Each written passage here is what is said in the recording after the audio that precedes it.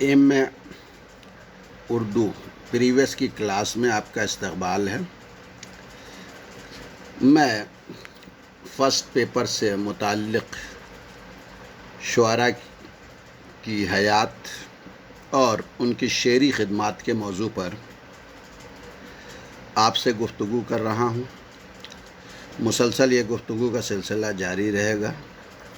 میں نے گزشتہ دنوں ولی اور میر کی غزل گوئی پر اور ان کی سوانح حیات پر آپ سے گفتگو کی تھی۔ آج ایک اور غزل کے شاعر جو آپ کے نصاب میں شامل ہیں، شیخ امام بخش ناسخ، ان کی حیات اور شاعری کے موضوع پر آپ سے گفتگو کرنی ہے۔ شیخ امام بخش ناسخ کا شمار اردو غزل کے نامور شعراء میں نہیں ہوتا، مگر یہ بھی ایک حقیقت ہے کہ اردو غزل کی تاریخ ان کے نام کو شامل کیے بغیر مکمل نہیں ہو سکتی۔ بہت سے غزل گو شاعر ہیں ناسخ جن کی خاک پا تک نہیں پہنچتے، پھر بھی غزل گوئی میں انہوں نے جس استادی کا مظاہرہ کیا ہے وہ آج تک اردو کا کوئی بھی دوسرا غزل گو شاعر نہیں کر سکا۔ ان کا نام شیخ امام بخش تھا، ناسخ تخلص تھا۔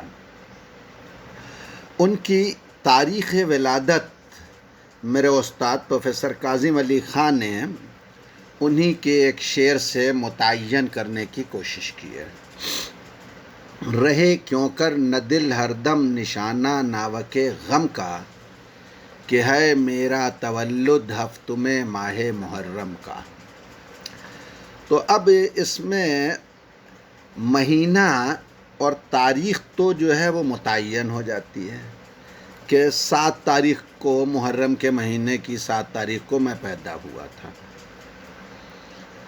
باقی معاملہ یہ ہے کہ وہ تقویم کی مدد سے انہوں نے جو ہے وہ 7 محرم 1186 کو انگریزی تاریخ جو ہے وہ انہوں نے مطابق کر کے بتائی کہ 10 اپریل 1772 عیسوی جمعہ کا دن تھا جب جو ہے وہ ناسخ پیدا ہوئے۔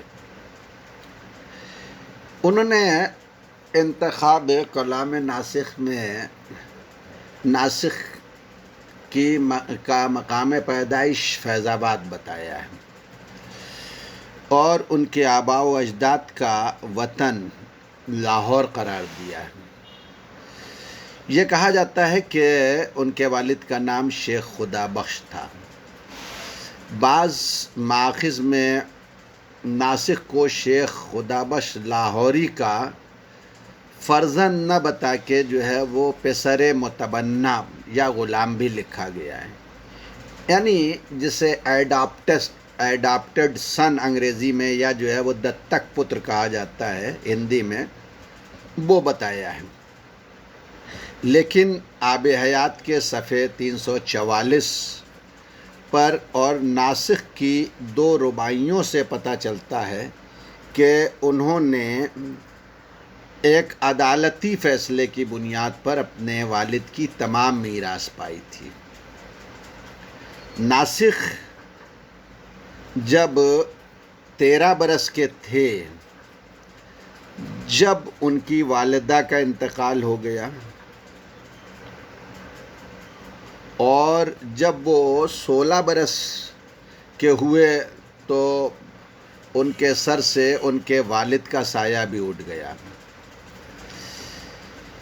مختلف تذکروں میں یہ ملتا ہے کہ ناسخ اپنے والد کے ہمراہ، والدین کے ہمراہ بچپنے ہی میں لکھنؤ آ گئے تھے۔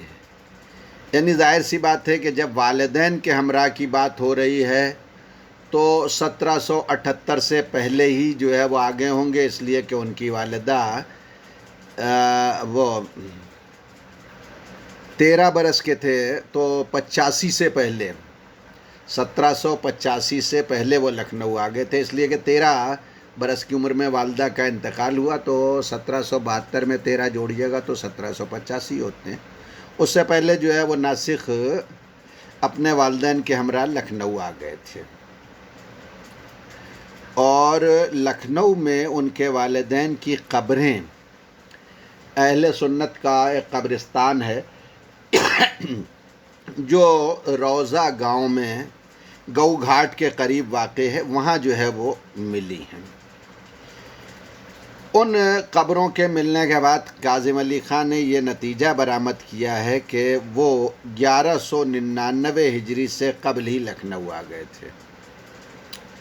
اب وہ 1186 میں 13 جوڑ دیے گا تو 1199 ہو جائے گا، اور 1772 میں 13 جوڑیے گا تو 1785 ہو جائے گا۔ تو انگریزی اور جو ہے وہ ہجری سن کے حساب سے دونوں سن میں نے آپ کو بتا دیے ہیں۔ ناسخ کے والدین کی اہل سنت کے قبرستان میں تدفین اور ان کی مثنوی معراج نامہ کے کچھ اشعار سے یہ پتہ چلتا ہے کہ ابتدا میں وہ اپنے آبائی مذہب پر تھے، لیکن بعد میں انہوں نے اپنا مذہب تبدیل کر دیا اور وہ اہل سنت والجماعت کے مسلک کو تبدیل کر کے جو ہے وہ شیعہ ہو گئے، اور اس کا ثبوت ان کے کلیات میں شامل درجنوں اشعار سے جو ہے وہ آپ کو ملے گا۔ بہت سارے اشعار ہیں جو اس بات پر دلالت کرتے ہیں کہ انہوں نے اپنا مذہب تبدیل کر لیا تھا اور شیعہ مذہب اختیار کر لیا تھا۔ یہ آپ کو جو ہے وہ مل جائے گا۔ ناسخ کے متعدد ادبی آثار اور درجنوں اشعار مذہب کی اسی تبدیلی کا نتیجہ ہیں۔ ناسخ نے لکھنؤ میں ہی عربی اور فارسی کی تعلیم حاصل کی۔ ان کے اساتذہ میں حافظ وارث علی اور مرزا مغل کے نام شامل ہیں۔ اس کے علاوہ مولانا محمد حسین آزاد کی اطلاع کے مطابق ناسخ نے علماء فرنگی محل سے بھی علمی استفادہ کیا۔ بیشتر تذکرہ نگاروں نے اپنے تذکروں میں ناسخ کی علمی حیثیت کا جہاں تک تعلق ہے یہ تحریر کیا ہے کہ ناسخ بہت زیادہ عالم اور فاضل نہیں تھے۔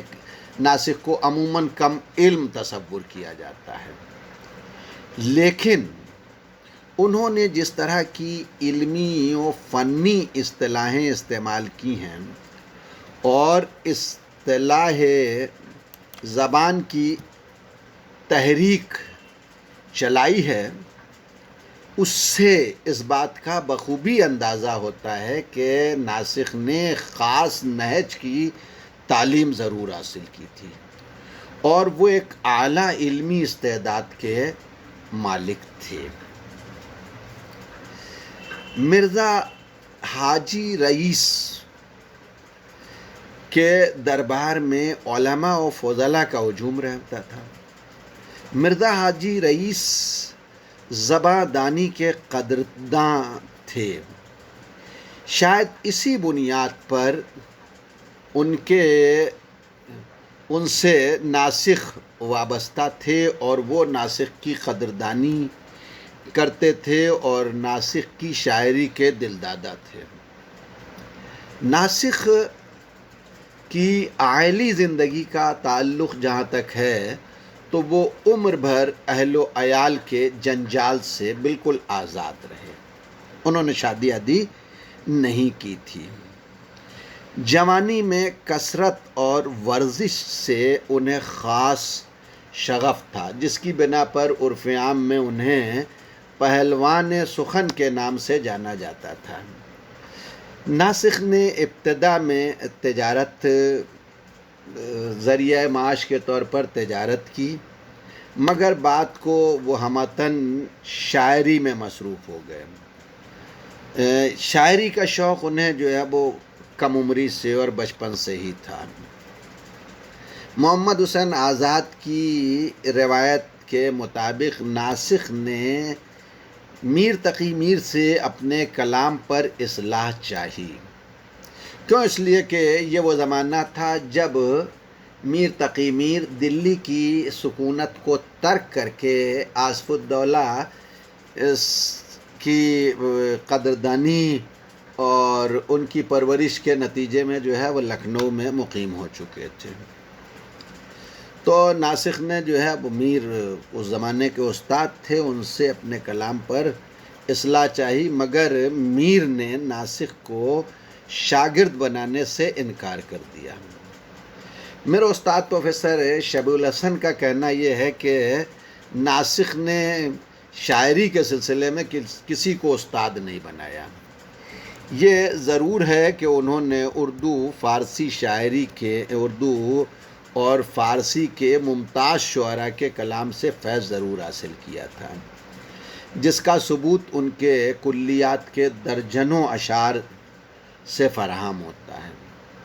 ناسخ پہلے محمد تقی خاں اور پھر کاظم علی رئیس سے وابستہ رہے، لیکن میرے استاد پروفیسر شبیع الحسن نے ناسخ کی درباروں سے وابستگی سے بھی انکار کیا ہے. آپ ناسخ فن و شخصیت جو پروفیسر شبیع الحسن کی جو ہے وہ تصنیف ہے اور ان کا تحقیقی PhD کا مقالہ ہے، اٹھا کے دیکھ سکتے ہیں. انہوں نے بہت صاف لفظوں میں اس بات سے انکار کیا ہے کہ ناسخ کسی دربار یا کسی نواب یا کسی رئیس کے جو ہے وہ دسترخوان سے وابستہ تھے. ناسخ نے لکھنؤ میں 20 سال کی عمر سے شاعری شروع کی. اس وقت سودا اور میر حسن تو وفات پا چکے تھے، البتہ میر مصطفی اور انشا، شیخ قلندر بخش جرأت، قتیل اور میر سوز جیسے ہجرت کر کے دلی سے ہجرت کر کے آئے ہوئے شعراء لکھنؤ میں موجود تھے.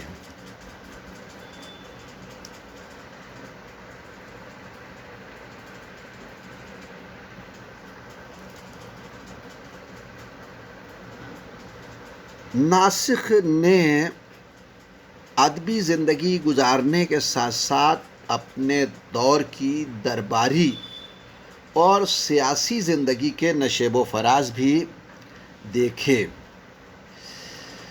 سیاسی حالات اس زمانے کے جو ہے وہ ایک جیسے نہیں تھے، کبھی سازگار ہوتے اور کبھی ناسازگار ہوتے. جب سیاسی حالات ناسازگار ہوئے تو اس ناسازگاری کی بنا پر انہیں لکھنؤ بدر بھی ہونا پڑا، اور لکھنؤ سے بدر ہو کے جلا وطنی کا زمانہ انہوں نے کبھی دائرہ شاہ اجمل الہ آباد میں اور کبھی بنارس میں اور کبھی عظیم آباد میں اور کبھی کانپور میں گزارا. وہ جب پہلی بار لکھنؤ بدر ہوئے تو 5 سال انہوں نے جلا وطنی کی زندگی لکھنؤ سے باہر گزاری، جبکہ دوسری بار جب وہ شہر بدر ہوئے تو 2-3 ماہ ہی میں جو ہے وہ لکھنؤ واپس آ گئے. لکھنؤ سے باہر انہیں بہت زیادہ عرصہ دوسری بار نہیں رہنا پڑا. پروفیسر کاظم علی خاں کی اطلاع کے مطابق وہ شوال 1253 ہجری مطابق جنوری 1838 میں دوبارہ لکھنؤ واپس آئے. تب اودھ کے تخت سلطنت پر محمد علی شاہ جو ہے وہ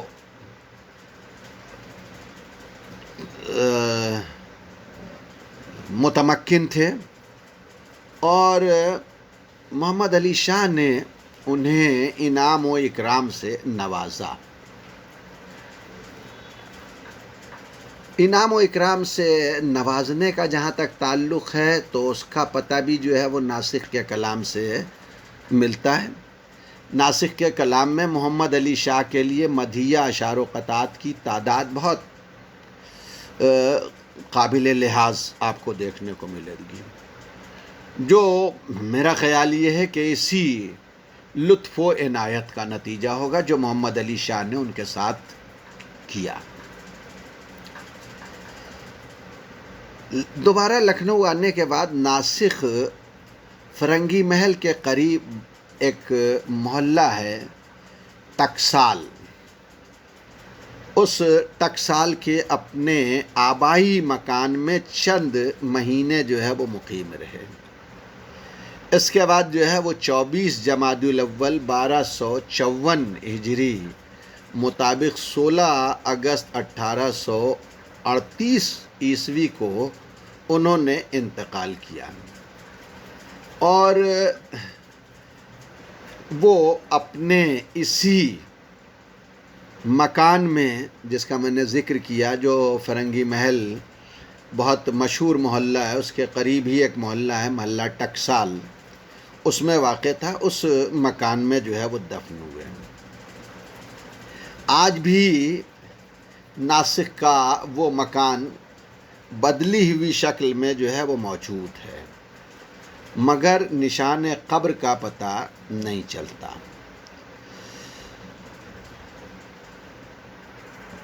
میرے خیال میں آج اتنا ہی، باقی باتیں اگلے لیکچر میں ہوں گی۔